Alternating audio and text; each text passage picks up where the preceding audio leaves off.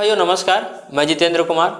किसान भाइयों, अभी जो समय चल रहा है, ठंड की समय आ चुका है और इस ठंड के समय में धान की लगभग कटाई शुरू हो चुकी है। और आज जो हम जिस डेट में अगर इस वीडियो को बना रहे हैं, आज है 18 नवंबर। अब आज 18 नवंबर के लगभग हर खेत में, हर किसान के हर खेत में स्टेज पे है जो अलग अलग धान, जैसे कि कम वैरायटी की जो धान है, कम दिन के धान है, वो कटाई शुरू हो चुका है और कट भी चुका है। और जो स्वर्णा वैरायटी के जो 150 दिन के जो धान है वो कटने वाला है या कटना शुरू हो गया है और महमाया जो है पहले से कट चुका है। तो किसान भाइयों, अब ये आता है कि जब धान कट जाएगा उसके बाद हम क्या डालें अपने खेतों पे, क्योंकि अब तो ऐसा नहीं है कि हम कुछ करेंगे ही नहीं, क्योंकि भाई किसान है तो कुछ ना कुछ खेती करेंगे ही करेंगे। तो अभी धान कटाई के बाद क्या उसका चुनाव करें, इसके बारे में बात करेंगे। तो अगर आप अपने चुनाव में, अगर अपने खेत में अगर आप गेहूँ लगाते हैं तो गेहूँ में आज बात करेंगे। गेहूं में आप कौन कौन से खाद जो है किस किस मात्रा में और कौन कौन से समय डालिए, इसके बारे में बताएंगे। जो शुरू स्टेज में जो डालते हैं, जिसे बेसल डोज बोलते हैं, जिस समय गेहूं डालते हैं उस समय कौन कौन से खाद डालें, इस खाद के बारे में बात करेंगे और कितनी मात्रा में डालना है उसके बारे में।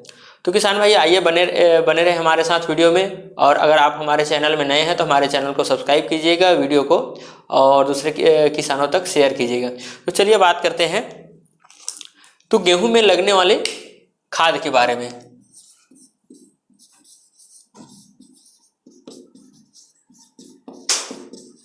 गेहूं में लगने वाले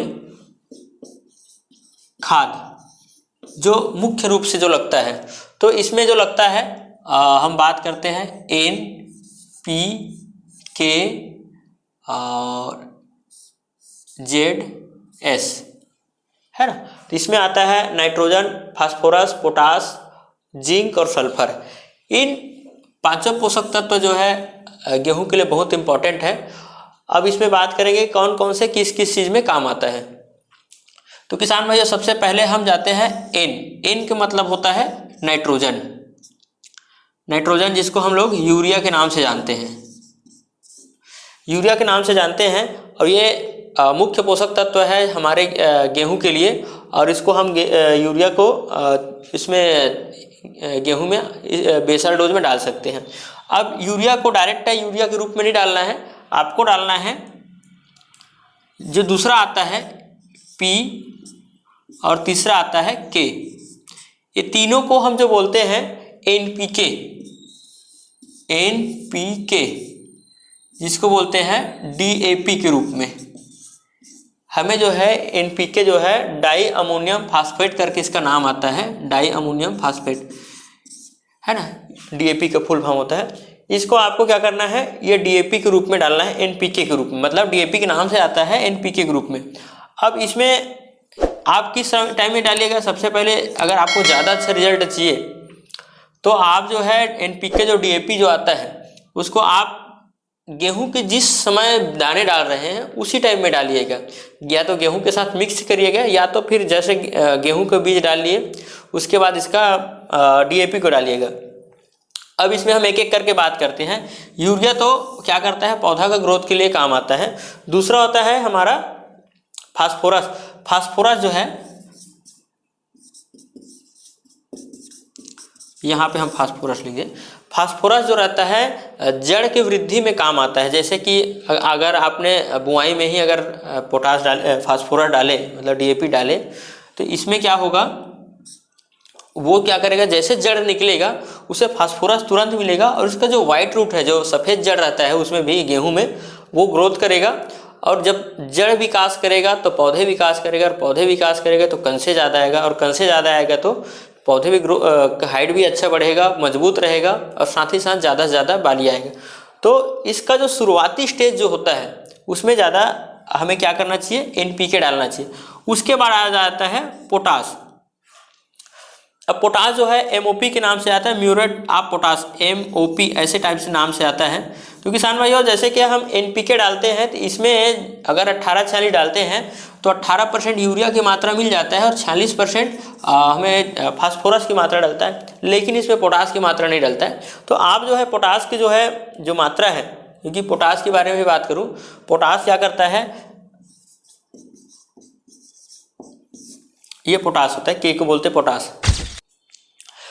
पोटास क्या करता है कि आपके खेत में भी जितने भी पोषक तत्व जो माइक्रोन्यूट्रिएंट्स वगैरह जो पड़े रहते हैं, जैसे ये खेत है, यहाँ पे क्या है, पौधा है। अब ये पौधे की जो जड़ है इतने दूर तक है, तो क्या करता है ये जो है कुछ जो माइक्रोन्यूट्रिएंट्स रहता है इनको जो है पोटास जो है नज़दीक लाने का काम करता है, और पोटास जड़ के माध्यम से क्या करता है, पौधे को देता है।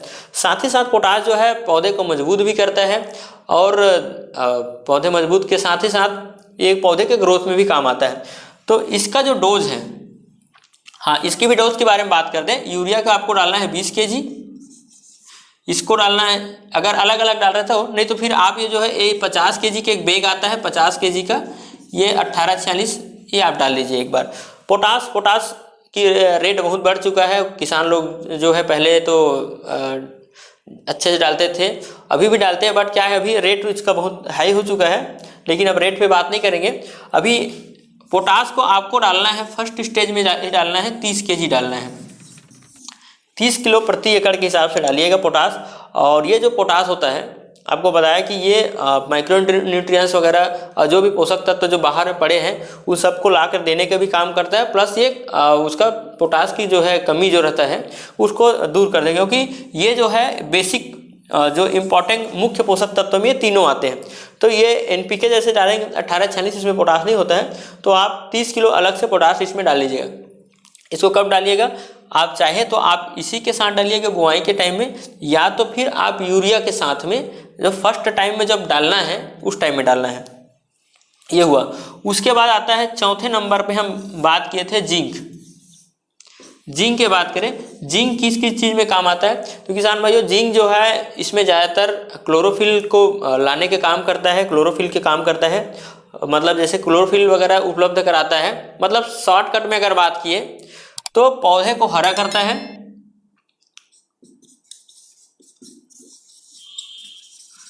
हरापन करता है, पीलापन जो रहता है उसको दूर कर देता है, क्योंकि कई बार कैसे ये हो जाता है कि हमारा जो गेहूं रहता है उसमें पीलापन की शिकायत हो जाता है, और ये जो ज़्यादातर आता है पानी के कारण से होता है, जहाँ पे ज़्यादा नीचे स्तर होता है, मतलब जिससे को हमारे छत्तीसगढ़ में बात की जाए तो जहाँ पे डबरा होता है वहाँ पे पानी जैसे रुकता है तो पीलापन शुरू हो जाता है। तो वो तो स्वाभाविक सी बात है, पानी के कारण से होना है, लेकिन जिंक जो है हरा भरा करने का काम करता है, और ये एक बहुत इंपॉर्टेंट मुख्य पोषक तत्व है। और ये कुछ फंगस में भी, जैसे कि धान वगैरह में बात करें तो खैरा रोग में काम करता है, वैसे ही जिंक जो है गेहूं में भी रोग प्रतिरोधक क्षमता को बढ़ाता है। उसके बाद आता है पांचवा, आता है सल्फर। सल्फर भी 5वें नंबर पे एकदम मुख्य पोषक तत्व है। इसको जब से डालते हैं तो इसकी जो डालने की तरीका, पहली बात बता दें तो आप इसको जो सल्फर, जहाँ एक बात ये है जिंक को आप इसके साथ नहीं डालना है, इन सब के साथ में जिंक को आप सेकंड टाइम जब यूरिया डाल रहे हैं उसके साथ आपको जिंक डालना है। सल्फर को है आप इसके साथ डाल सकते हैं, और इसमें भी अलग अलग प्रकार के सल्फर आता है, जैसे कि 90% WDG करके आता है, ये आप डालिएगा, और या तो फिर WG करके आता है 80% में भी आता है, वो भी डालिएगा। इसकी जो मात्रा रहता है जो 90% की मात्रा तक 3 से 5 किलो प्रति एकड़ रहता है, और 80% वाले को तो कम से कम 5 किलो उसको डालना ही रहता है। तो किसान भाई ये 5 प्रकार के पोषक तत्व है जिसको आप अपने गेहूं के खेत में डालिएगा। और इसमें एक चीज़ ध्यान देना, ये जिंक जो है उसको आपको इस पोषक तत्वों के साथ नहीं डालना है, इसके साथ भी नहीं डालना है, इसको अलग से डालना है। या तो फिर ये जिंक और सल्फर मिक्स वाला जो आता है उसको आप डाल सकते हो एक साथ, लेकिन अगर जिंक अगर आप डाल रहे हो तो अलग से डालिएगा। या तो फिर आप जिंक को चिलेटेड फॉर्म में आप स्प्रे कर सकते हैं, हाँ इसको आप जो है स्प्रे में आप कर सकते हैं चिलेटेड फॉर्म में, लेकिन यूरिया के साथ में, इन खाद के साथ में या तो DAP के साथ में इसको नहीं डालना है। प्लेन यूरिया के साथ आप 15-20 दिन बाद जब भी यूरिया डालते हैं उसके साथ आप जिंक डालिए ताकि ये अच्छा से अच्छा काम करे। तो किसान भाइयों ये जो खाद है इसको इसी माध्यम से डालना है, बस ये है जिंक को हमको इसमें नहीं मिलाना है। उसके बाद आप इस खाद को डाल सकते हैं। और खाद डालने की भी विधि बता दूं, जब आप खाद डाल रहे हैं उसके बाद ही आपको सिंचाई करना, पानी डालना है। पानी डालने के बाद खाद नहीं डालना है कि धान और इसमें थोड़ा से अंतर रहता है, तो पहले आप डालिए खाद, उसके बाद डालिए पानी। तो किसान भाइयों जानकारी कैसे लगे इसके बारे में कमेंट करके ज़रूर बताइएगा। धन्यवाद।